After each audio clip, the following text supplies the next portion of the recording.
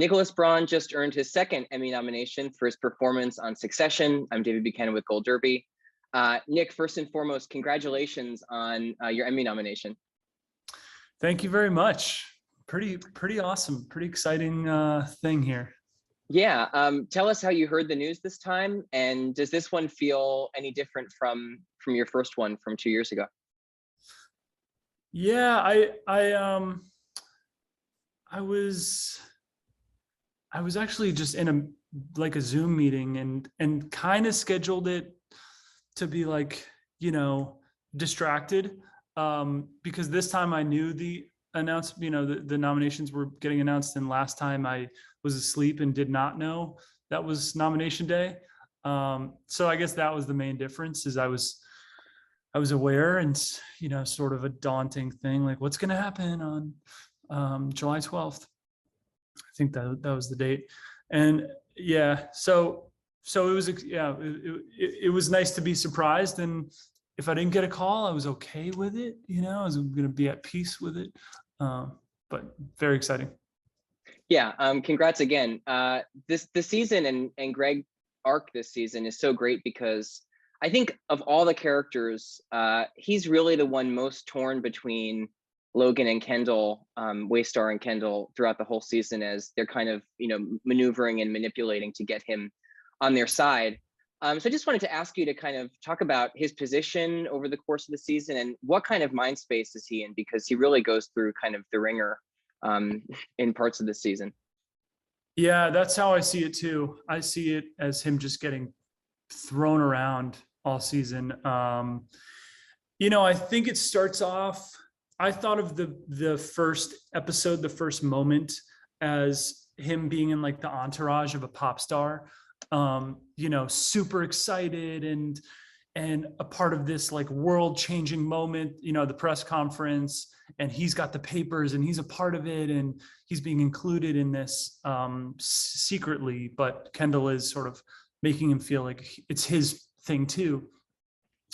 And as he starts to lose faith in that and starts to believe what we all know is true, is that Logan's the most powerful and he'll always win, then he's sort of tested. Do I stay loyal to Kendall? Do I stay loyal to the guy who brought me in the first place? At one point he goes to his grandpa and says, hey, can you help me get through this properly? And the grandpa eventually turns on him and says, your money's going to Greenpeace. And there's the threat of jail, of course, with Tom. And, I guess he and Tom are always pretty solid.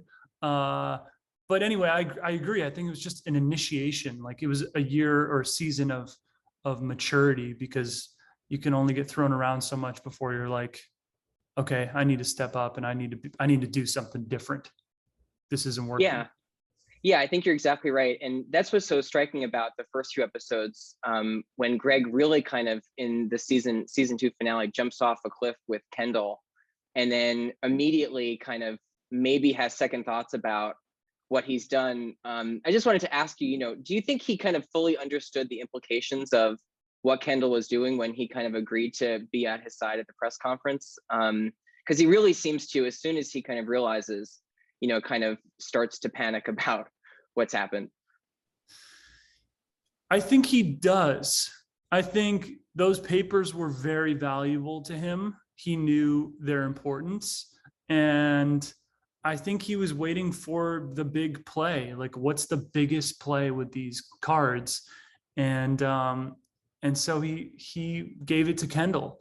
And I think Greg's morality is always in question in the show. Like, is he holding on to being a good person who's a person of the world? Or is he getting lost in the sort of, vacuum of this world where no one really does the right thing? So he's always kind of torn between that. And so I think that was it. He was like, I'm going with Kendall. He's doing this great thing for the victims and to take down the company that's corrupt. But then quickly he's like, yeah, but maybe I got to stick with the bad guys a little more, Yeah, speaking of, you have a great scene opposite Brian Cox early in the season where Logan's kind of, putting his thumb on Greg to have him join the defense agreement. I just wanted to ask you about acting opposite Brian, especially one-on-one, because even when he's kind of being polite with a smile on, he's so menacing. So just talk about, playing and finding that kind of dynamic with Brian, because it's so fun to watch. Yeah, I was really looking forward to that scene. One of those you're like, oh my God, I can't believe I'm going to have a showdown scene with him. Yeah, I mean, I look forward to every time I get to work with Brian, every time I get to speak with Logan. He presents a very real stone wall opposite you when you're sitting across from him in a scene.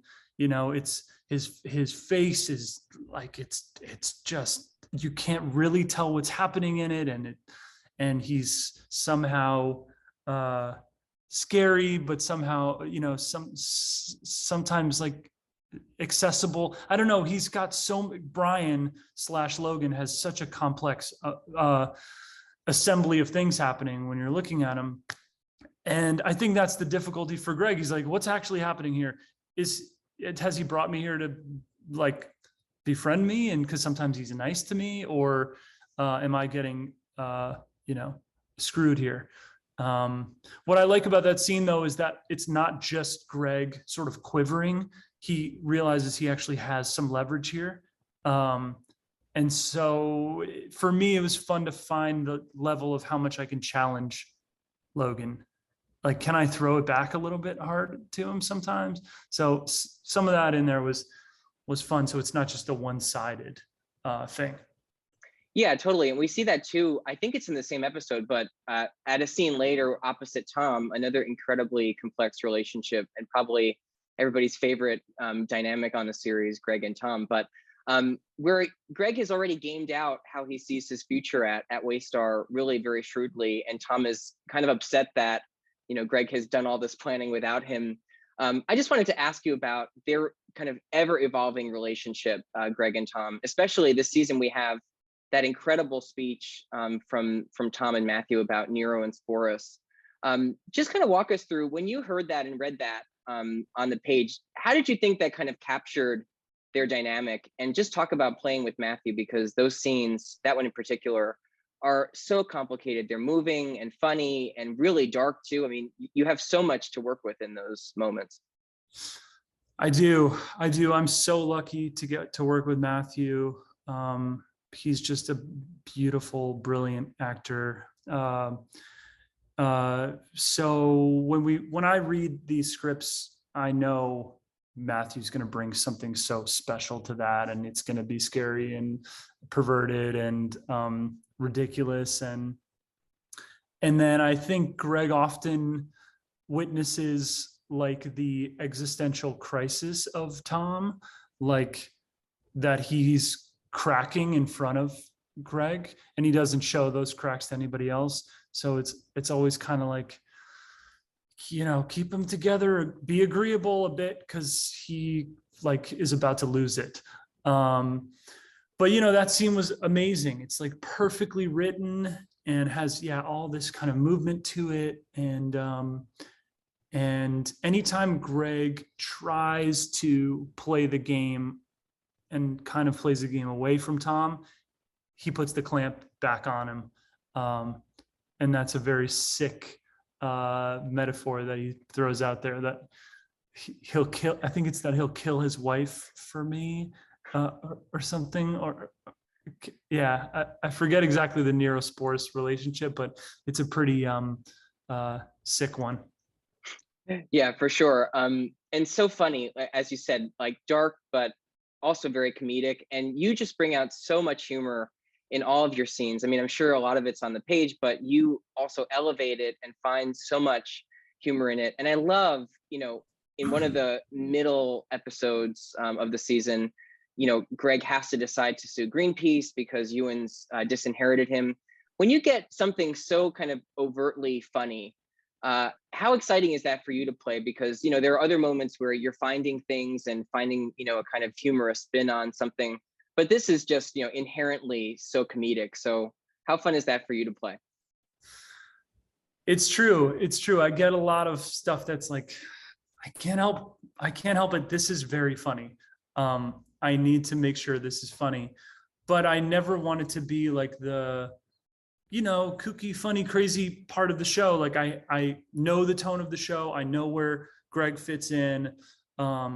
It's a nice like tension release from some of the more, intense stuff happening, and the sibling rivalries and all the very loaded stuff that happens with them. But so I don't want to be like the first season. I thought, oh my God, this stuff is hilarious. It's never going to make the show. Because the show is a drama and it's very serious. I don't know how this is going to work, but I understood it. So yeah, stuff like that. I don't know. I'm just trying to do the writing justice, honestly. I'm like, don't let these guys down. They wrote a fucking hilarious thing for me. So bring it home. Oh, you do. There's no question. But talking about, Greg's kind of depth, one of the things I love about this season too is to see Greg kind of smitten with Comfrey, which is, awkward and, kind of charming, but also I think really shows Greg in a new light as kind of a romantic. So I just wanted to ask you too, were you excited to approach kind of a new facet of Greg that maybe you hadn't had an opportunity to explore before? And did their dynamic and relationship surprise you at all? I think I'm always trying to figure out why Greg, why have they written a romantic storyline for Greg? Of all the characters, I mean, you could say that Roman and Jerry have a pseudo romantic relationship, but this is a very earnest one. And, I think it's about Greg's a lost puppy in this world. Tom picks him up sometimes and gives him a little boost, but I think it's lonely and it's cold, and the rest of the characters in the family have figured out how to deaden those nerves. Like they don't need love and they don't need this or that, but I think it feels good for Greg, and he needs that. So it was nice to try that out. And I actually think for a long time Greg was just kind of asexual in the show. I kind of didn't think he was, I don't know. I don't know, just an instinct I had. And so when they gave him a little flirting with a female, I was like, okay, all right. So that's where his sexuality lies. Sure. Yeah, something you just said earlier too is really interesting to me, how Greg kind of fits into the family dynamic, because we see him join, obviously, in the very first episode as kind of an outlier, and has kind of ingratiated himself and become a really important member of the family. There's a great scene that you have with Jeremy Strong in the birthday party episode where he kind of accuses Greg of being a parasite and a vampire on the family. And he says he's kidding, but, he says he's not. And you kind of get the sense that, he's not really, there's some truth in what he's saying. I just wanted to ask you your take on, how do you think Greg has kind of acclimated to the family, and what is his role now? Because obviously, the dynamic between the entire kind of family unit has been changing over time. Yeah, I think he can be seen that way. He's definitely a lurker, kind of around, sometimes useless. But I think he'd be long gone if he wasn't, if there wasn't some edge to him, if he wasn't soaking these things up in a kind of useful way. And so that's kind of my responsibility as an actor, to try and bring in some of that. You got to justify why Greg is still here.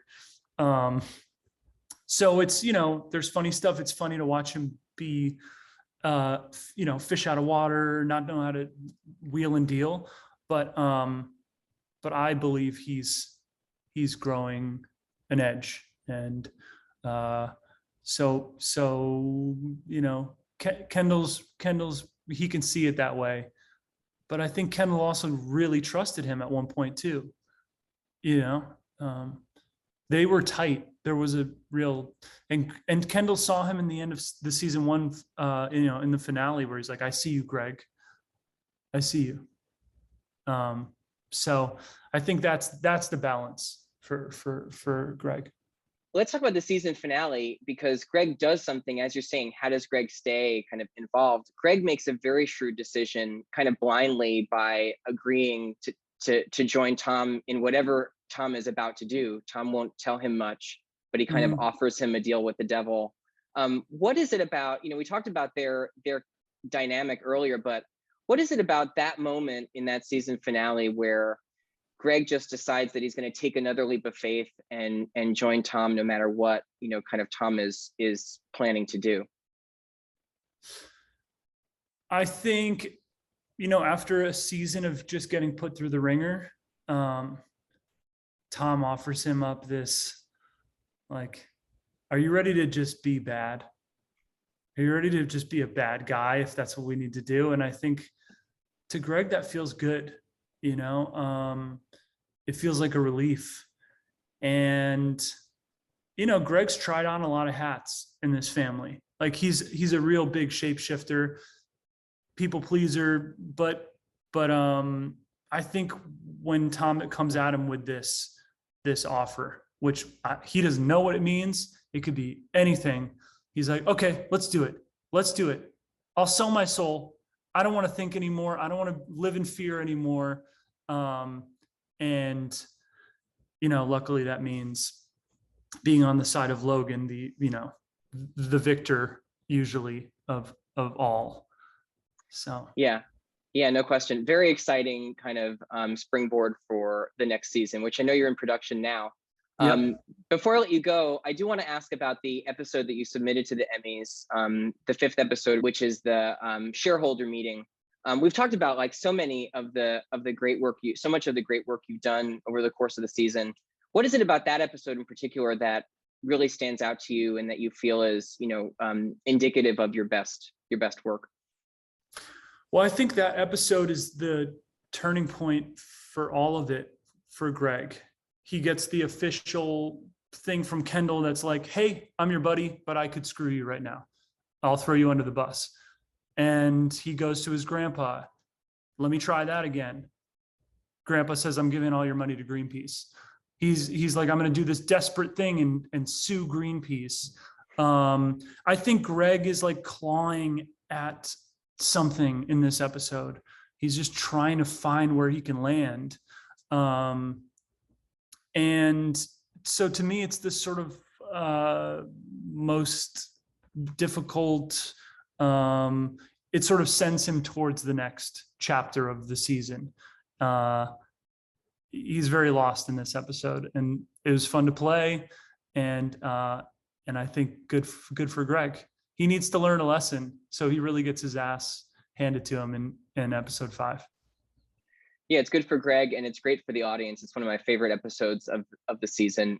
Nicholas Braun, congratulations again on the Emmy nomination. Thanks so much for talking to Gold Derby today.